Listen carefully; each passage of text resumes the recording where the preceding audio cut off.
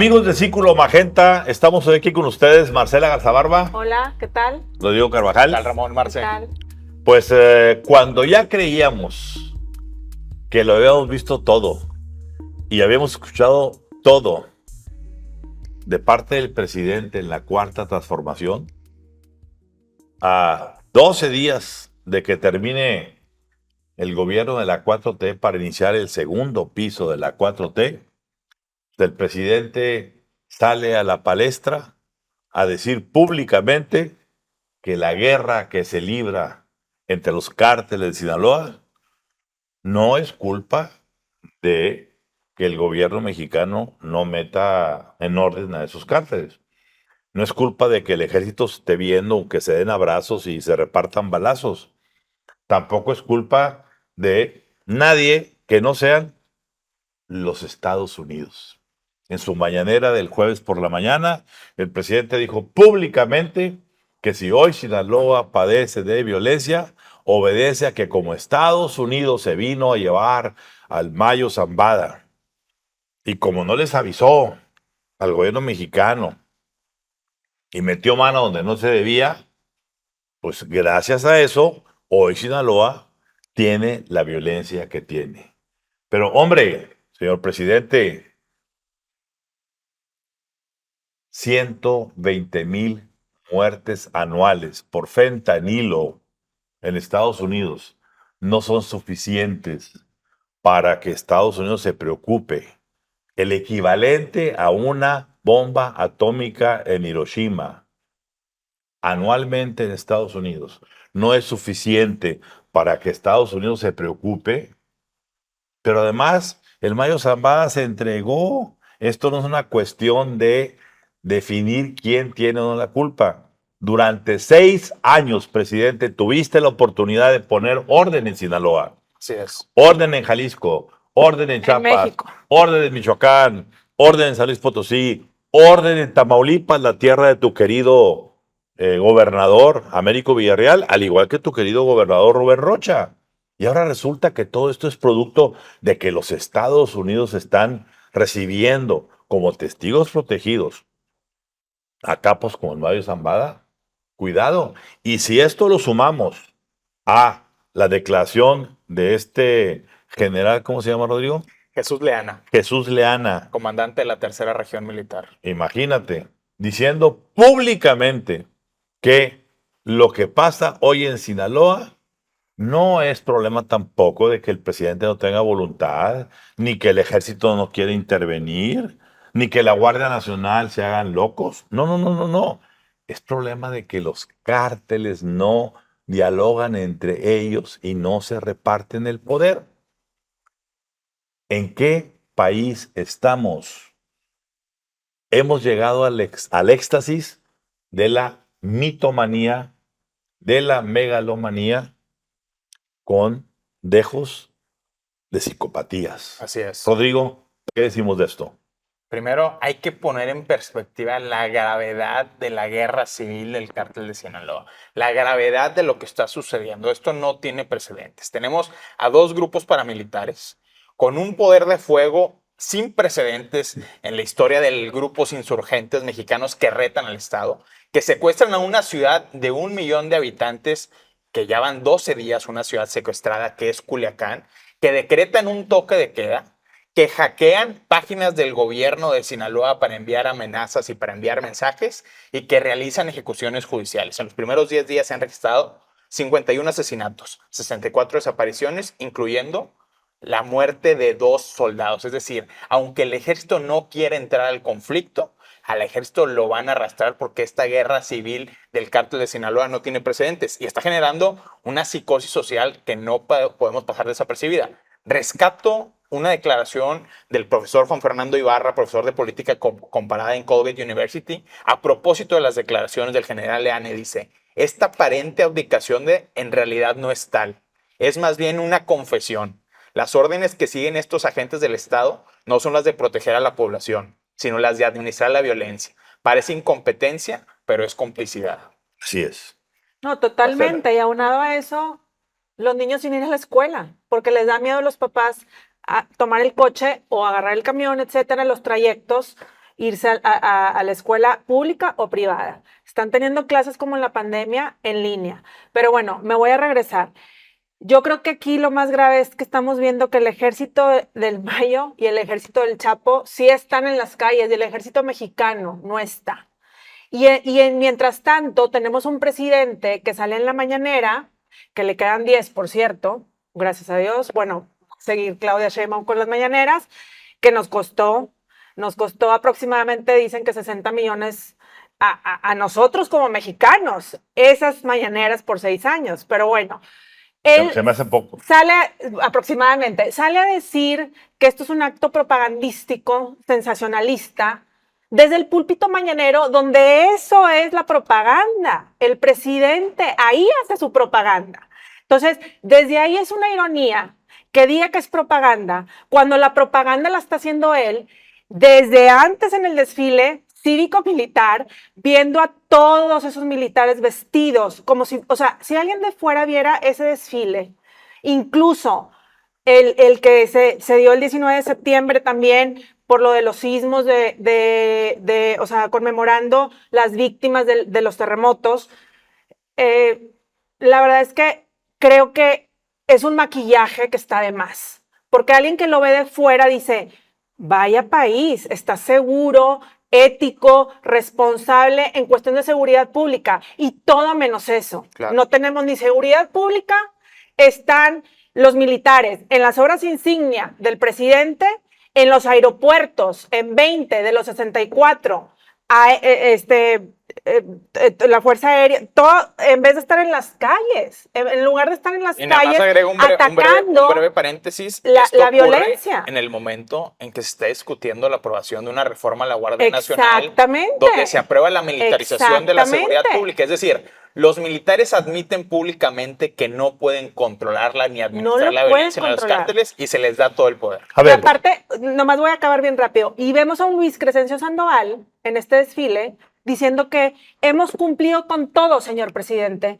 Con todo hemos cumplido. Gracias porque hemos hecho nuestra labor. ¿Gracias de qué? ¿Cuál labor? ¿Cuál es la labor? ¿Hacer el Tren Maya con un sobrecosto y opacar todo por 5 años porque es un sobrecosto de $500 million de pesos, o sea, extraorbitante?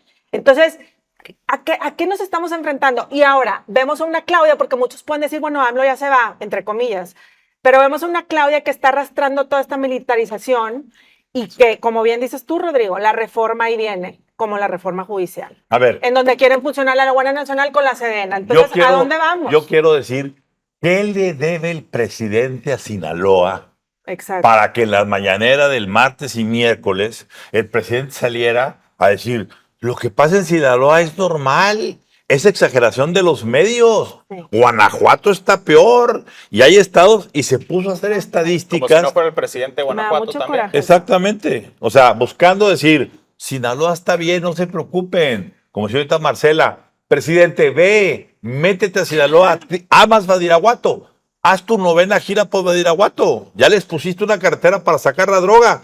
Ya no están ahí los chapos que eran tus amigos. Ve para que veas cómo está hoy esa entidad. Ve cómo la economía se ha ido a la mitad porque no hay ventas, porque no hay nada. Se habla de que básicamente se ha reducido de 1.800 millones las ventas a 900 millones. ¿Por qué? Imagínate. Porque la gente no sale a comprar nada ni quiere saber nada. Hay un estado de sitio. Ah, no, pero para el presidente, exageración de los medios. Sí. Los conservadores traen un complot. Otra vez, la eterna victimización. La eterna cantaleta que hemos tenido por todo el sexenio de tengo otros datos, yo les vendo mi realidad, créanme a mí, la victimización permanente de un hombre que se va arrastrando la cobija, aunque presuma que tiene una gran popularidad. No hay forma de defender esto, Claro. no hay forma de defender lo que el presidente está diciendo, ni lo que el general está diciendo. Como bien lo dijiste, Rodrigo, y lo dijo este académico, están confesos. Así es Confeso, complicidad. sí. Y yo diría, Ramón, que esto trasciende la mera propaganda y el discurso de defensa política de López Obrador de intentar minimizar y negar la realidad. hay una política de Estado explícita donde se le ordena a las Fuerzas Armadas no intervenir en asuntos del cártel de Sinaloa. No se metan. Esa es la orden que se ha dado directamente desde el presidente, pasando por el secretario de la Defensa, por todos los generales que están decidiendo esto y a los soldados en el terreno. Y esta política de no intervención la hemos visto patente en una reducción de las detenciones que ha hecho la Guardia Nacional. La hemos visto patente en la simulación que fue el combate a los laboratorios de fentanilo, cómo esto reportado incluso por medios estadounidenses que miembros de las Fuerzas Armadas facilitaron la mudanza del fentanilo de Sinaloa para enviar un mensaje a Estados Unidos de que sí se estaba haciendo el trabajo, pero realmente lo único que se estaba haciendo era cambiar laboratorios de Sinaloa a Nuevo León y a Tamaulipas.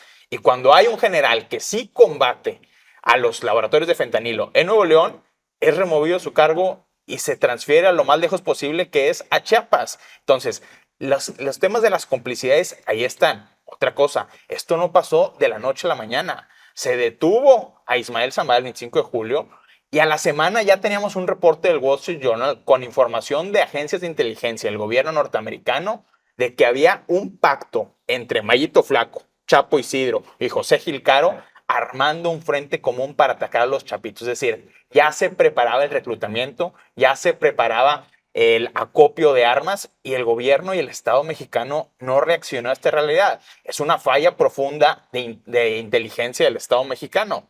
Por cierto, esto se supone que va a cambiar porque ya se supone que con la entrada de Omar García Harfuch va a haber un recambio de la política, que va a tomar el control de la seguridad, que va a tomar el control de la inteligencia.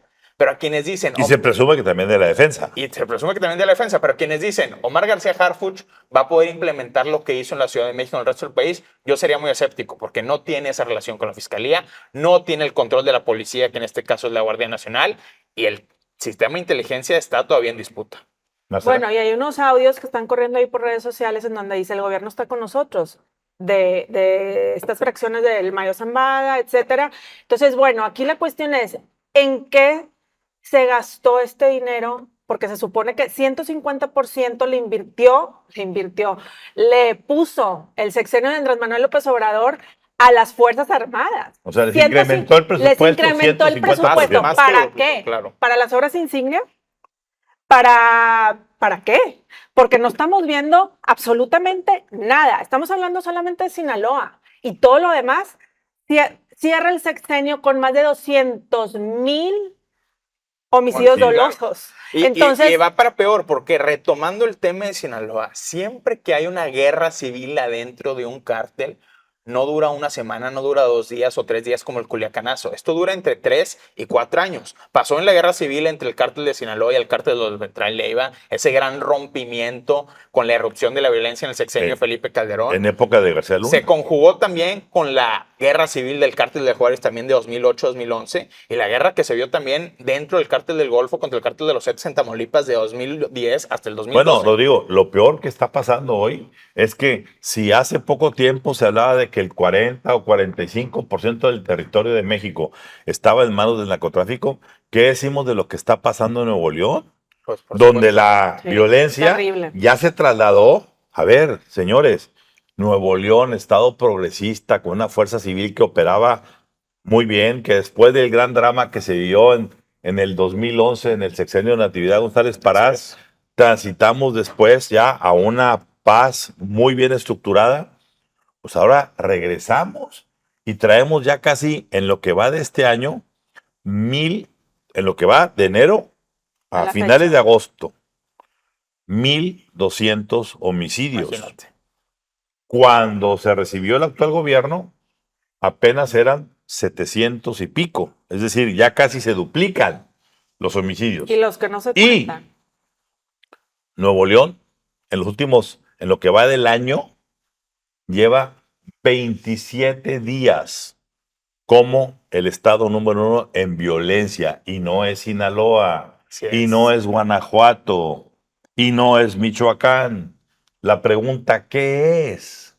Es una disputa de cárteles en donde hay reacomodos, en donde viene Sinaloa a quererse meter, está el cártel del Noroeste, el cártel del Noroeste pide apoyo del cártel de Jalisco, Nueva Generación, y empieza una melange en donde se traslada el campo de batalla de Tamaulipas a Nuevo León, donde dices tú, ¿cuándo se había visto que Nuevo León fuera campo de batalla de cárteles cuando el estado contiguo, que es Coahuila, tu tierra, Rodrigo, por alguna razón, hay que estudiarlo y analizarlo. No hay nada de violencia en Coahuila. ¿Qué es lo que hace que dos estados que están contiguos, la ciudad de Monterrey, a 1 hora de Saltillo, a 1 hora no pase nada y a 1 hora a la inversa pase todo?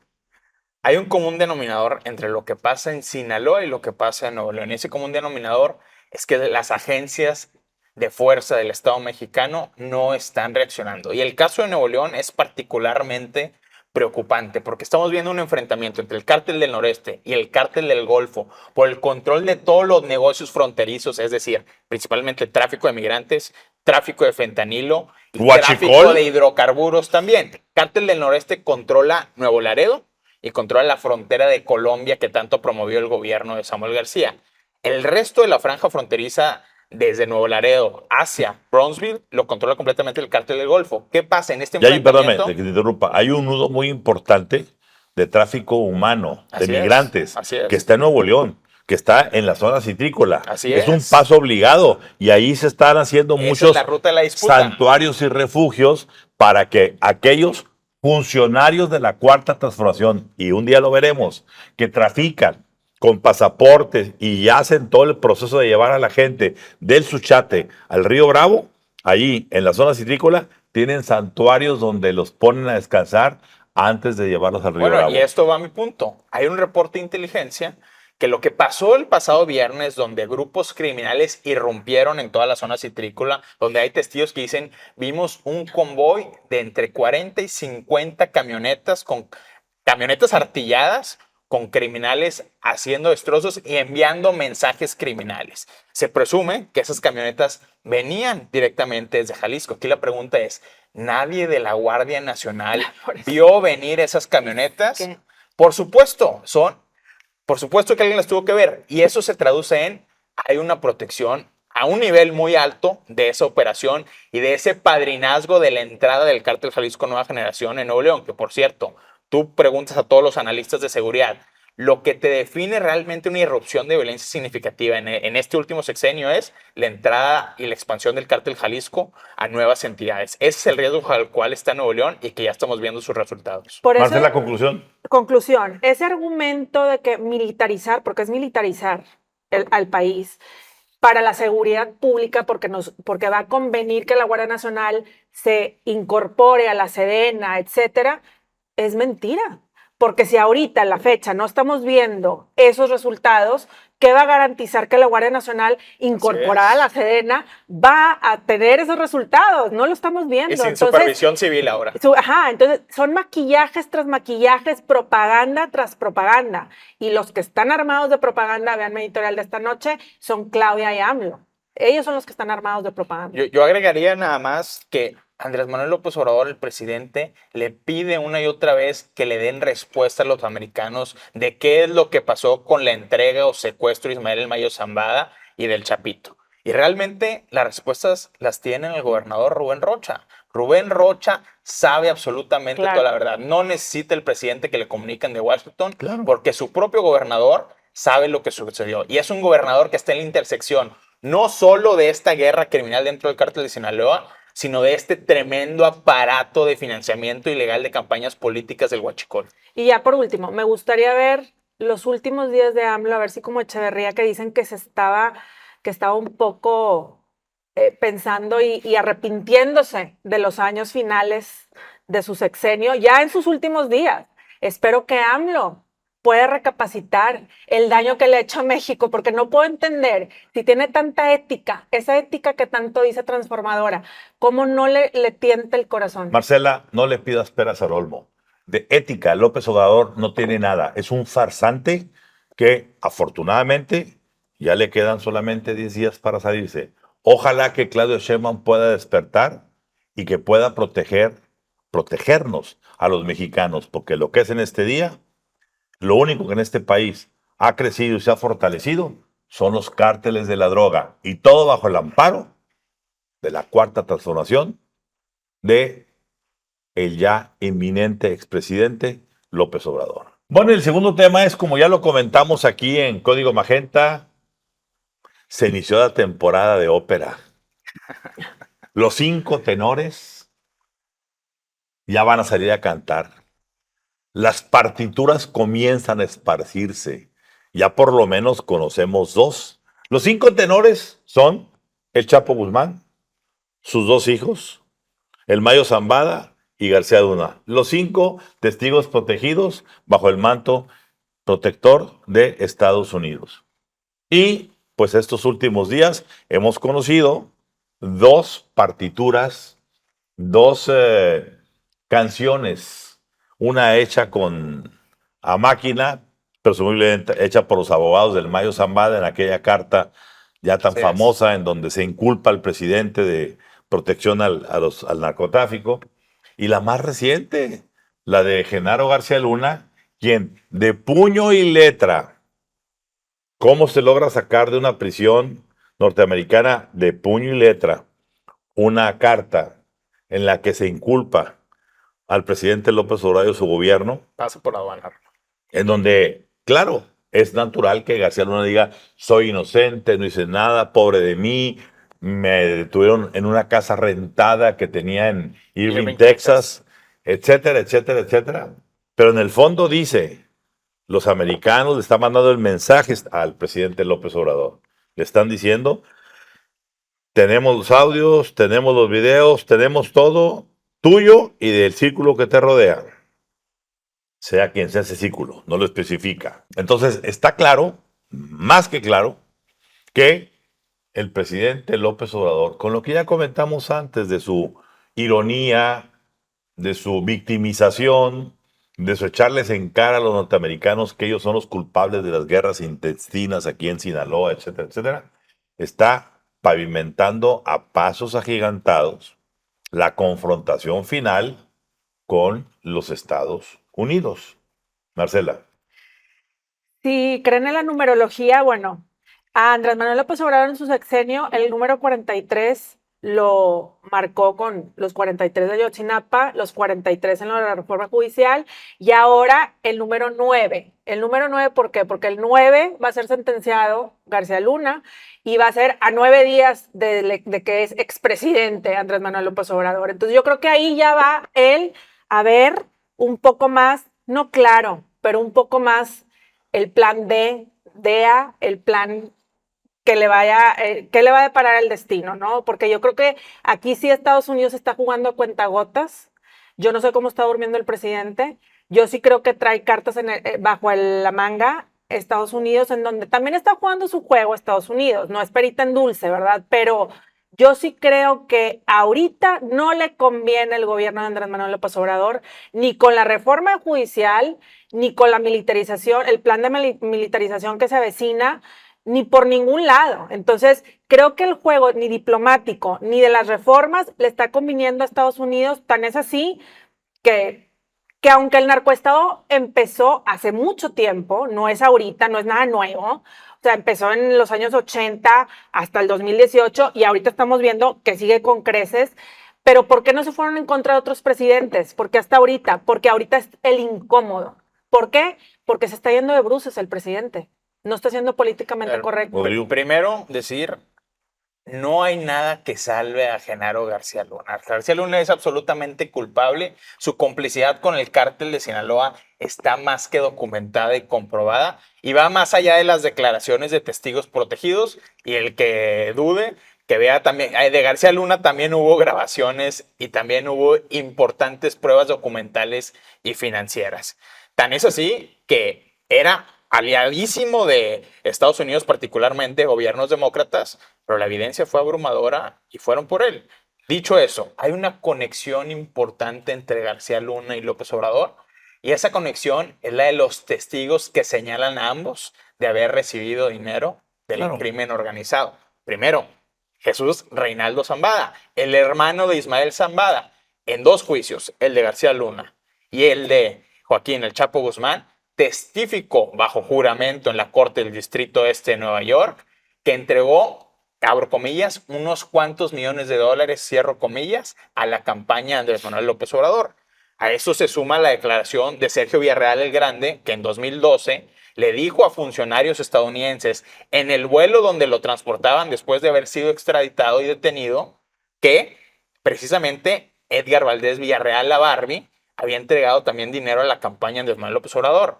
3 años después, cuando la Barbie es extraditada también al gobierno de Estados Unidos, le dijo y le confirmó lo mismo a funcionarios americanos.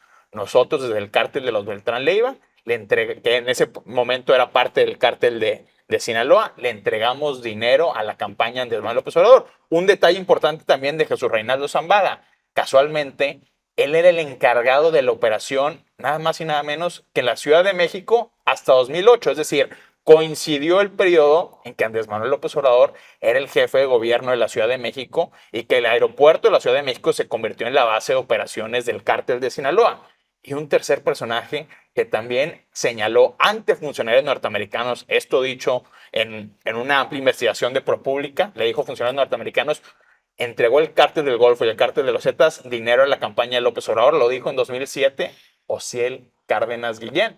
Osiel Cárdenas Guillén, quien ahora Que fue jefe de cártel del es Golfo. altamente probable que se haya convertido también en testigo protegido del gobierno de Estados Unidos y que de una u otra manera personajes allegados a él se han hecho el control de los remanentes de ese cártel del Golfo porque se ha ido desplazando a todos los liderazgos rivales dentro de ese cártel.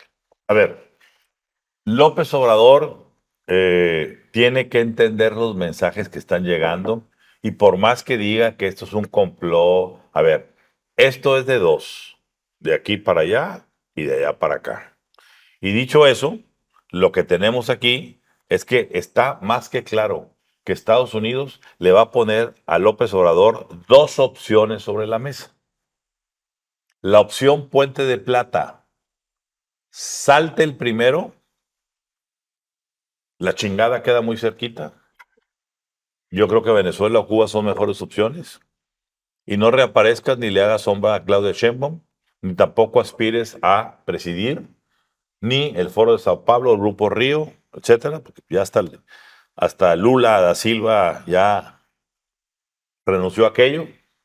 Tú tampoco, no nos interesa. No nos interesa que tú y Lula estén promoviendo a China en el continente americano. Sería Porque lo nos van mejor a... que puede pasar. Y, por tanto, salte, vete a refugiar donde quieras, pero no vuelvas a sacar la cabeza. Si no tomas esta opción, el camino ya está marcado por lo que le pasó al expresidente de Honduras, que al momento de que fue expresidente se vinieron todas las revelaciones Juan de Orlando testigos Hernández. protegidos para inculparlo y meterlo 35 años a la cárcel, sentencia que está purgando hoy con casi la mitad de su gabinete. Así es, incluido Es su decir, hermano. incluido su hermano, exactamente. Es decir, presidente, familia, cuidado la familia y colaboradores. Si el presidente López Obrador no entiende que esto es realmente una guerra, ¿por qué? Porque en medio de todo lo que está pasando hoy en la elección norteamericana, que está muy confrontada, que sea un presidente u otro en enero, Kamala o Trump, y a fines de enero tomen posesión, lo que se viene a partir de febrero en adelante va a ser demoledor, como aquí lo hemos dicho, el peor séptimo año. Así es. Le están dando a Claudia Sheinbaum 90 días, octubre, noviembre y diciembre, para ver exactamente de qué barro está hecho. De un barro que es la costilla de Andrés Manuel López Obrador o de un barro propio en la que ella pueda sentar su Que hasta ahorita definición no ha podido, política ¿verdad? y entienda que esto ya cambió. El hecho de que estén allá los principales cabecillas, ojo, hay por ahí quien me dice, y mi fuente es bastante confiable, que el Mayo Zambada ya le habría mandado una misiva al presidente López Obrador. Y en esa misiva, privada, sellada aparentemente, el Mayo le había dicho al presidente, si para cuando salgas de presidente, los hijos del primer matrimonio del Chapo, Iván Archibaldo y Jesús Alfredo. Iván Archibaldo y José Alfredo, que son los que hoy están encabezando la guerra civil Así es. en Sinaloa, no los has capturado Los Salazar, ¿no? Los o no los has desaparecido del mapa, asumiré que ya pactaste con ellos. Y lo que tendré que revelar será mucho más allá de lo que hoy puedo decir. A eso va mi comentario, A ver. precisamente, Ramón.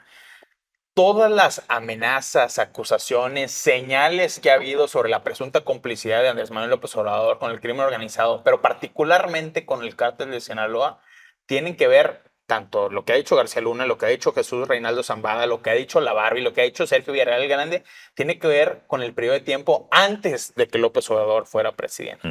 Pero lo que sucedió a partir de octubre de 2018, y pongo octubre de 2018, no diciembre, porque octubre de 2018 fue la fecha en que López Obrador se reunió con el entonces secretario general de la Defensa, Salvador Cienfuegos, y donde López Obrador cambió radicalmente toda su postura de seguridad y de militarización. Lo que sucedió a partir de ese momento, ya estamos hablando de nuevas complicidades y está patente en lo que estamos viendo hoy en el terreno, en la guerra intestina civil del cártel de Sinaloa.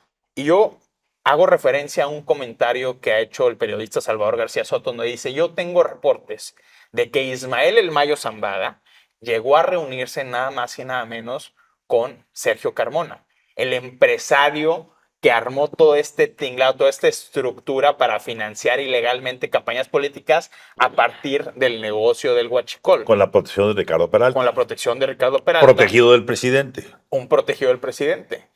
Entonces, lo que era antes del 2018 y que hemos hablado tanto al respecto es peccata minuta, donde desde mi punto de vista se van a centrar ahora los fiscales norteamericanos, los operadores del Departamento de Estado, tiene que ver con todo lo que ha pasado a partir de octubre de 2018. Marcela, conclusión. Pero sí está muy fácil también. Digo, ahí está Mario Delgado. O sea, volvemos a lo mismo. Son juegos políticos y lo hemos dicho en esta mesa, pero si estamos viendo en un futuro a un secretario de Educación, que es un Mario Delgado, y estamos hablando del huachicol fiscal, y va a ser el futuro secretario de Educación, digo, vamos a volver a la rueda de la fortuna. Les va a enseñar a los niños el negocio de traficar con gasolina. No. Y a niños que ahorita no están yendo a la escuela por el crimen organizado. Entonces, es una rueda de la fortuna interminable. Y yo creo que aquí el ego del presidente, y yo espero que la futura presidenta, que es mujer, no tenga este ego que tuvo el presidente. Que sí, esa parte de la mujer sea un poco más, no sé, pro derecho humano, humana, que sí sea por México, que no sea nada más por ser el ego del hombre que está ahí en el poder, que ahorita dices los dos escenarios y yo creo que va a escoger el primero. No va a escoger el de... No, yo sí creo que está tan embriagado de poder Andrés Manuel López Obrador que no se va a retirar de... Bueno, entonces es el segundo. Es el segundo, perdón, el segundo. Entonces, espero que sea el primero. Tendrá que atenerse a las consecuencias. Sí. Porque o lo haces por la buena o lo haces por la mala. Pero de que lo tienes que hacer, no hay salida.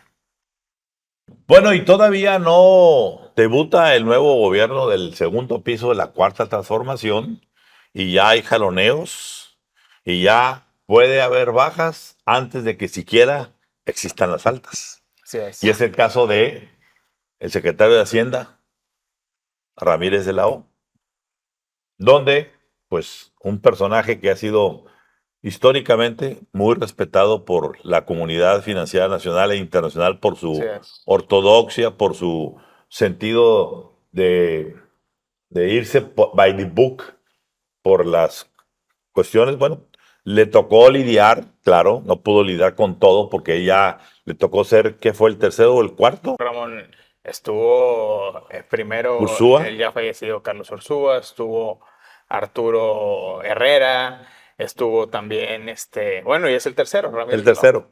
Entonces, Bueno, pues a él le tocó heredar muchas cosas que no pudo zafarse de ellas, entre ellas, pues una parte importante del clan de amiguitos de Andy, sí, que estaban metidos ahí adentro de Hacienda Vaya, para ya hacer decía. lo que había que hacer. Pero dicho eso, pues cuando se le pide, digámoslo así, Claudia Sheinbaum traía su propia candidata para ser secretaria de Hacienda, que era Luz Helena González. ¿Por qué Luz Helena González? La que está propuesta hoy para tomar posesión como secretaria de Energía. Porque Luz Helena González fue la secretaria de Hacienda, la de Finanzas, del gobierno de la Ciudad de México con Claudia Sheinbaum. Es decir, ya hay una Así comunicación es. de ese estilo con ella. Pero, por la razón que sea, se pidió que para la transición se dejara a Ramírez de la O Así es. en Hacienda. Que esto no recuerde, lo decíamos el otro día, lo que pasó en la transición Salinas Cedillo con el famoso caso de Pedro Aspe y Jaime Serra, Claro. en donde en su momento Carlos Salinas recibe la petición de Cedillo de que se devalúe el peso, que hay un deslizamiento mayor, y tanto Salinas como Aspe dicen, no hay necesidad. Y Salinas le dice a Cedillo, si quieres, para yo responder por esa situación, quédate 6 meses, un año, con Pedro Aspe. De tal manera que si algo pasa en ese año, la culpa es mía, porque él implementó las cosas mal. Que la economía está prendida con alfileres, sí, pero está prendida. ¿Y por qué se los No se quitaron? los quites. Decía Aspe. Y eso vino el error de diciembre, y eso trajo el efecto tequila y el drama del 95 que nos costó sexenio y medio perdido. Dicho eso, pues es evidente que ahorita no se quiere, que dado que a la hora que se destape todo lo que no es, lo que hoy está cubierto, y vengan los recortes con tijera mayor para reducir el déficit del 6% al 3% del PIB, que va a requerir una cosa seria que nos puede llevar no solamente a un serio decrecimiento del Producto Interno Sino una Bruto, recesión. sino una recesión. Bueno, pues que se quede Ramírez de la O. Una condición puso Ramírez de la O. Yo me quedo siempre y cuando me dejen, me respeten, que yo coloque a toda mi gente ahí, porque supuestamente la nueva Secretaría de Hacienda va a tomar todo lo que es la administración y las finanzas, tanto de Pemex, la quebrada Pemex, Claro. como de la CFE. Y le dijeron que sí. Nada más que de pronto empezaron las metederas de mano.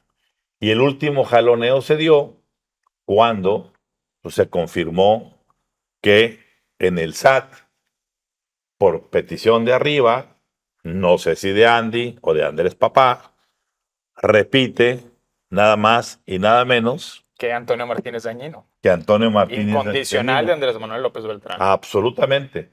El SAT, que es un instrumento no solamente de recaudación y fiscalización, sino arma política contra los adversarios.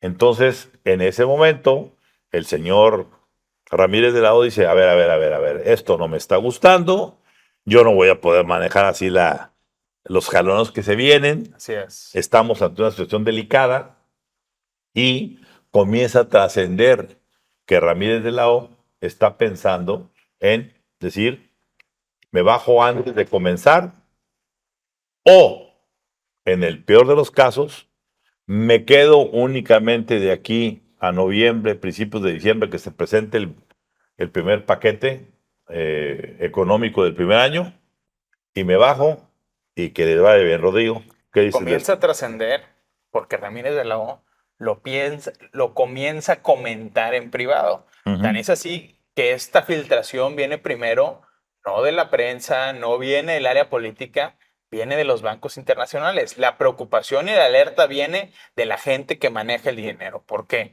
Porque estamos ante un ajuste fiscal de 700,000 millones de pesos que, como bien comentas, necesariamente vamos a tener que hacer recortes profundos y recortar, al menos en México, implica tocar intereses políticos muy duros. Viene un problema serio para Claudia Sheinbaum, no solo por la parte fiscal y técnica de tener que arreglar el déficit, sino porque ¿a quién le vas a quitar el dinero? Y ahí es donde empiezan los verdaderos problemas políticos en las gestiones. Tú lo conocerás bien, Ramón. Recordarás esa famosa mini recesión de la entrada de Vicente Fox en 2001 con Francisco Gil Díaz, precisamente porque se necesitaba recortar. Yo veo que podamos repetir un escenario similar en ese entonces. Y Ramírez de Lado decía, a ver, yo necesito a mi equipo, pero en el momento en que le pones al incondicional de Andrés Manuel López Obrador, en el momento en que el paquete tiene que ser gestionado con Juan Pablo de Botón, otro incondicional del hijo del presidente, entonces ya las prioridades no son técnicas, sino Son políticas. políticas. No se da. Y también se dice que él tenía la esperanza de que Claudia Sheinbaum se retractara un poco de lo de la reforma judicial, porque la reforma judicial se dice que él le decía, como Pepe Grillo, a Claudia Sheinbaum, no conviene a la economía de México y por ende Estados Unidos, etcétera, toda esta cuestión de escenarios que hemos visto en todos estos días. Y cuando se da lo de la reforma judicial, él sí también para atrás los fielders. O sea, dice, ni de chiste, porque con la reforma judicial es una bomba de tiempo en donde apenas entre Claudia y se me va a venir todo el dominó encima. Entonces, aquí Ramírez de la O creo que está dando a entender que este gobierno de Claudia Sheinbaum va a ser más de lo mismo. Y eso es lo que me preocupa a mí como mexicano. Porque no estamos hablando de algo autónomo. Estamos hablando de, lo estamos diciendo aquí, gente que está ligada al hijo de Andrés Manuel López Obrador. Lo publicó el periódico ABC. Claudia Sheinbaum le España. habló, el diario ABC de España, Sí, de exactamente. España, ajá. Le habló Claudia Sheinbaum al senador diciéndole, tenemos que, si no cancelar, retrasar la aprobación de la reforma judicial. A Porque Monreal. en términos de la confianza que va a haber en el país, Sí. va a ser muy dañino en este contexto de ajuste fiscal de 700,000 millones de pesos. Eso yo creo que también, como bien comentas, Marce, influyó sobre Sí. esta decisión que estará tomando probablemente en los próximos días Rogelio Ramírez de la O. Porque un golpe a la confianza de la reforma Claro. judicial y un golpe a la confianza de una salida intempestiva de tu secretario de Hacienda, que es tu personaje vital para el manejo de las finanzas públicas, pues representa un panorama muy retador para el gobierno mexicano. Un panorama que, por cierto, economistas prominentes como Alejandro Werner ya advierten que efectivamente la economía mexicana va a entrar en recesión el próximo año si se sigue esta misma dinámica. Lo cual, el gobierno mexicano, en vez de enviar señales para aclarar eso, pues los nubarrones se han deteriorado y erosionado significativamente. A ver, Pero entonces- no olvidemos algo. Ajá. Y ahorita algo se mencionaba. Desde Vicente Fox, pasando por Calderón, llegando a Peña Nieto, los primeros años siempre han sido de un bajón. ¿Por qué? Yo los bauticé como el año del cambio de proveedores. Sí, claro. Donde todos los gobiernos andan buscando, tú te llevas con tal para tal contrato, no, ahora acabemos por este. Acuérdense todo el drama que vivió en su momento, la crítica que recibió el secretario de Hacienda de Enrique Peña Nieto, Luis Videgaray, Así es. donde puso los flaps, bajó toda la potencia de la economía y el empresariado al concluir el primer año dijo, oye, ¿qué estamos haciendo? Si no Claro. no teníamos por qué tener ya habíamos salido de la bronca del 2009. Claro. Ya estábamos en 2012 y fue cuando se le volvió a levantar la palanca y empezó a despegar. Claro, ya habían cambiado constructoras para que fueran IGA, Odebrecht, Mota Engil, etcétera, etcétera. El cambio de proveedores. Bueno, aquí ya ni siquiera hay que esperar eso.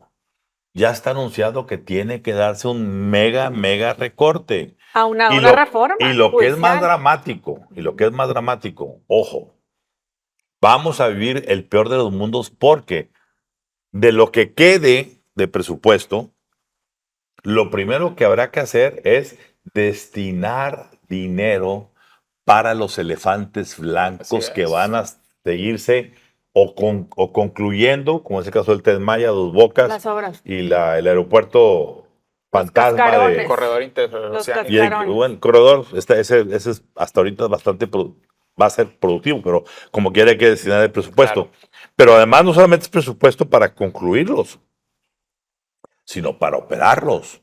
Yo quisiera que nos dieran el primer reporte. ¿Cuántos boletitos del Tren Maya hemos vendido? ¿A qué precio? para saber si siquiera hemos podido pagar, no digo los intereses de la inversión. No, todavía ni hay baño en el tren, dice. A ver, Ramón, Que no hay baños. yo quiero hacer un comentario porque se habla mucho, es que el tipo de cambio se ha fortalecido y por eso México está bien. A ver, cuidado con esta obsesión malsana que tiene la discusión pública mexicana con el peso y con el tipo de cambio. El peso reacciona a muchos factores, pero el factor primordial es el apetito de riesgo global. Por eso cuando viene esta reducción histórica de 50 puntos base en la tasa de referencia de la Reserva Federal, pues eso, ¿en qué se traduce? Se traduce que hay mayor riesgo por activos que califican los inversionistas internacionales que tienen una prima de riesgo que como lo son los mercados emergentes. Y la moneda emergente por excelencia, que es un proxy de ese apetito de riesgo, es precisamente el peso mexicano. Entonces, de ahí viene la apreciación repentina, apreciación reciente que ha tenido la moneda mexicana. Pero ¿dónde sí nos pega el peso mexicano? El peso mexicano nos afecta porque funciona como un colchón para choques externos. En caso de que la depreciación sea muy profunda, eso se empieza a traducir en la inflación. Pero lo que estamos viendo con la reforma judicial, con la salida de Ramírez de la O, con la mala implementación de la política económica, no va a ser un shock como el 94, un shock como la transición de José López Portillo, de Luis Echeverría, porque ya las condiciones estructurales de la economía son muy diferentes. Lo que vamos a ver... La interconexión con el mercado más grande del planeta, que es Estados Unidos y Canadá. Pero lo que es, el verdadero costo no va a ser inmediato de un shock financiero. El verdadero costo es que nos estamos convirtiendo o estamos más bien consolidando que México sea una economía mediocre donde a muy apenas se va a crecer al 1% anual en todo el sexenio. No sé ni qué decir, es que de verdad está preocupante. Yo creo que por eso Ramírez de la O va a decir, A ver. ya no juego, ya no estoy ahí. No, o sea, yo creo que él tiene las cartas tan autónomas, Tan claras. tan claras, tan éticas, que para qué se sube a algo que se vislumbra, y tristemente se vislumbra, como un gobierno títere. Porque eso es lo que estamos viendo. O sea, por más que Claudia Sheinbaum esté jugando que va a poner sus cartas, híjole, yo ahorita no quiero ser pesimista, pero lo que estoy viendo aquí en la mesa es que es un gobierno títere. Yo agrego nada más un factor antes, Sí. Ramón, que también tiene una perspectiva adicional Ramírez de la O del tamaño del problema en Pemex, porque si bien como secretario de Hacienda tienes una posición privilegiada, también una hija de Ramírez de la O, Vanessa Ramírez, fue una funcionaria muy importante de Pemex PMI, entonces tiene la película completa el Tiene los secretario de insights, Hacienda sí. de hacia dónde Pues se sí. dirige tanto financiera como políticamente la situación de la paraestatal mexicana. Yo quiero concluir con esto. No sé, ustedes, los economistas, nos pueden dar una referencia, pero leía yo hace un par de días que va a cerrar este gobierno con la cifra récord de reservas, 226,000 millones de dólares. Y al mismo tiempo, con la deuda récord, no solamente de Pemex, sino deuda de 20,000 millones de dólares a proveedores. ¿Y cuánto de proveedores de la CFE? ¿Y cuánto de todo lo que se debe? La pregunta es como estar en casa y decir, hijitos, tenemos ahorros récords ahí en la cuenta de cheques, No, pero los programas sociales. pero no, tenemos ahorros acá. Ajá. Pero, ¿qué les cuento? No estoy dando para comer.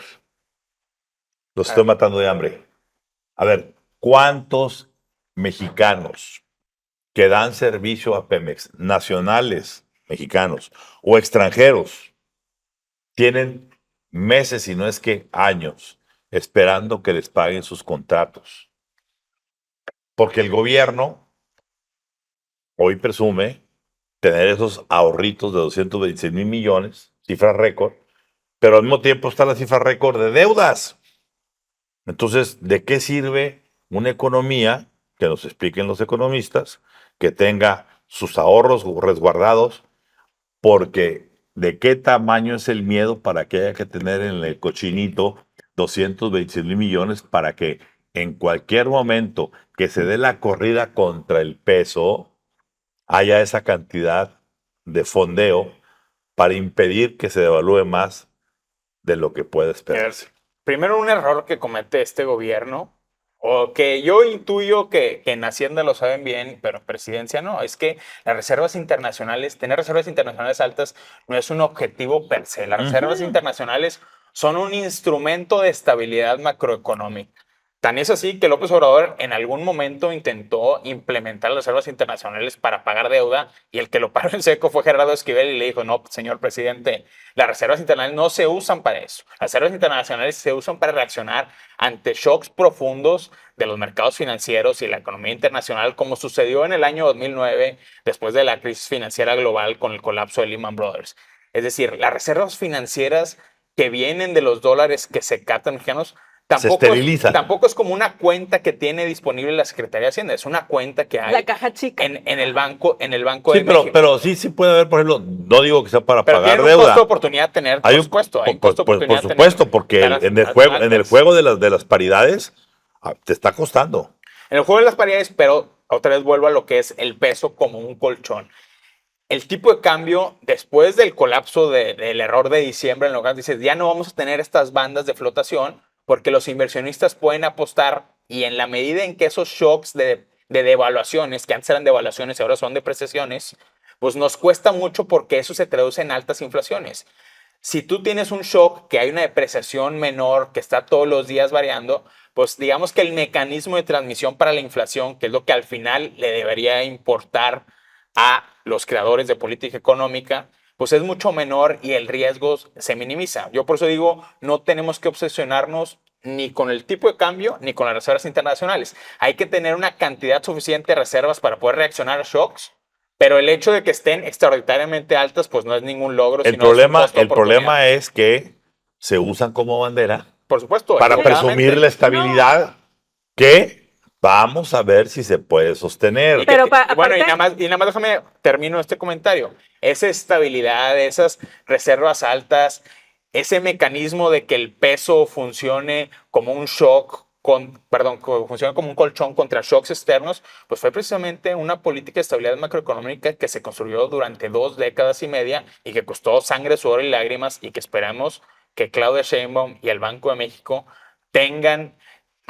sepan reconocer la importancia de mantener eso. Estamos sobreanalizando demasiado porque nada de eso le interesa ni al gobierno ni al mexicano que votó por Morena, porque al final les interesan los programas sociales, es lo que al final les interesa, tanto al gobierno de Morena para dar, son las dádivas. Sin estabilidad macroeconómica no hay por manera eso, de esa dar es la pregunta, esa es la pregunta que iba, eso es a lo que iba. ¿De dónde van a sacar al próximo sexenio, el de Claudia, de dónde van a sacar esas dádivas? Bueno, yo creo que la discusión se ha extendido demasiado, lo que indica que si aquí, en este lugar donde estamos neófitos en tantas cosas, tenemos este nivel de discusión, ¿cómo estarán las cosas allá dentro de la Secretaría de Hacienda? Por tanto, don Rogelio Ramírez de la O, en conciencia, lo conocemos de muchos años, es un hombre que toma sus decisiones no en función de la política, sino en función de la ortodoxia. Y a cómo van las cosas, yo creo que si no es arrancando, si no es que se va antes de empezar el sexenio, quizá no aguante un semestre, si de plano los equipos de el presidente impectore, que será Andy López Beltrán, serán los que dominen la estrategia económica de este país desde el 24 hasta donde se detenga la cuarta transformación.